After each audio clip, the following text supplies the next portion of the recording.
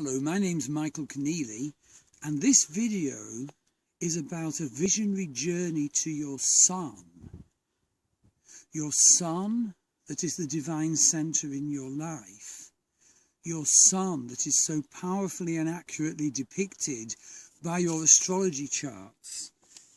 Your sun in your Western birth chart and your sun in your Vedic birth chart. And the wonderful declaration that happens with the combination of the two. And this is what I offer in my readings and my astrology courses. So have a look at my astrology readings website, www.starwheelastrology.com, my Western astrology course website, www.enlightenedastrologycourse.com, or my foundation Vedic astrology course website, www.mastervedicastrology.com. So what exactly is the astrological sun? Well, let's start off by noting that the sun, your egoic self, your personality, and more than that, can be too strong or too weak. So, for example, if one has sun in Aries, in Ashwini Nakshatra, where sun is exalted, well, Adolf Hitler had his sun there. But across the chart, in Vedic Libra, the sun is most deeply fallen. So this is a person who will have had little example from father as how to be and how to hold the divine centre, and who can give themselves away in relationships and not be able to hold their life together. So that even if that weak sun is compensated for example, by being in the first house of the birth chart, it won't actually be strengthened. You will have both, and you will ride two very different, difficult horses. A weak sun swinging to an over-assertive sun. So you can get a little bit of an idea already how clever astrological perception and definition is in stating really big issues in your life. And then, of course, you have to go on to say, do I want to heal them? Because if I don't, I'm harming myself or I'm harming others. Now, the key image in the astrology of the sun is the divine charioteer. The sun is our divine charioteer. He's in the chariot of our self, and he holds in his hands the reins that go to the horses that pull the chariot. Now, if the charioteer is weak and the horses are stronger, then one horse will pull one way, one the other way. You won't be able to chart a convincing course forward in life. You know, one of the stronger planets will derail you when its energy comes powerfully into your life by transit or predictive period. And so it's so important to get a depiction of your sun and then to see what healing and empowerment is needed. Let's look at the different sorts of sun. You see, mythologically, there was Sekhmet, the lion-headed desert goddess of the ancient Egyptians. That sun burned. You've surely met people like that. Other people just wilt and get pushed aside, or they erupt in rebellion. And then, for example, the Sunna, the sun goddess of the ancient northern Germanic peoples and the Norse. She rides the chariot of the sun through the heavens, ever pursued by the eclipse wolves, Hatti and Scully, and sometimes the eclipse wolves catch up with it and the sun is devoured. And indeed there's an eclipse on the day I'm filming this video about the sun.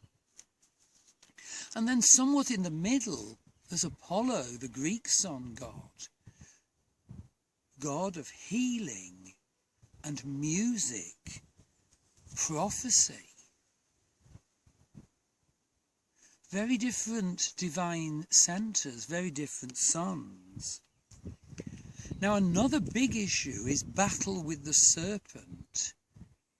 You see, okay, let's look at the myth of Apollo. When the Hellenes, the precursors of the Greeks, invaded down into Greece as part of the Indo-European invasions, conquering the dark-haired people there, the fair-haired Hellenes arrived at Delphi. There they found the sacred centre of prophecy, the priestesses on the tripod, giving the most powerful prophecy the ancient world knew. And they took over the shrine. They took over the Pythonesses, and they said, this is now a sacred centre of Apollo. And you see, we don't want to be like that. There's also the myth, the Babylonian myth, of how Marduk slew the serpent goddess Tiamat. Yes, our sun must be able to be in charge, but we must not deny our intuitive, empathetic self. We mustn't deny it, but we must still be able to have a strong centre and chart our course. So we need to develop great perception about how we balance those two. And indeed, near here is Crowpatrick Mountain, where it's recorded that in 432, St. Patrick did a retreat and he banished Cora, the goddess of the Dragon Mountain, to the loch below, and set out to conquer Ireland to the Catholic Church. So there's like a never-ending battle between, the sun, the conquering sun, and the huge oceanic unconscious, and we need to successfully be able to work in both. And so our archetypal sun is our divine sovereign. We must have sovereignty or we lose our life.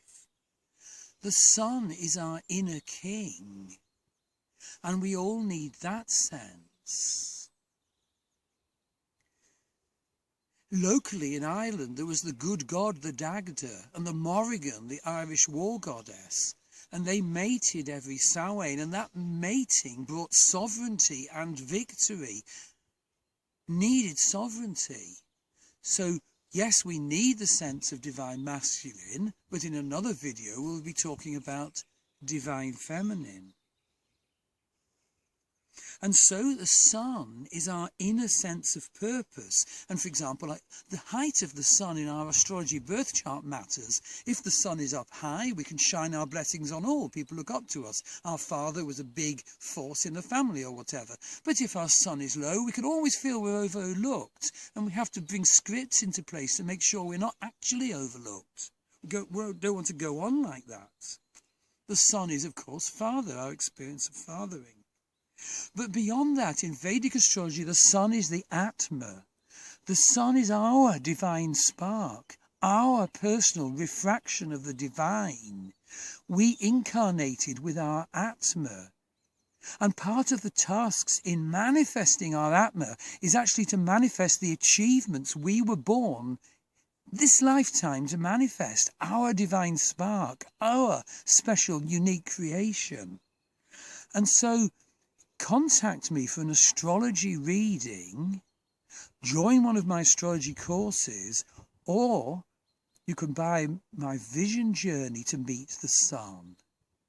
So meet the sun in the abstract sense, and also meet the sun, your individual sun, in your astrology birth chart, combining Western and Vedic astrology if you wish.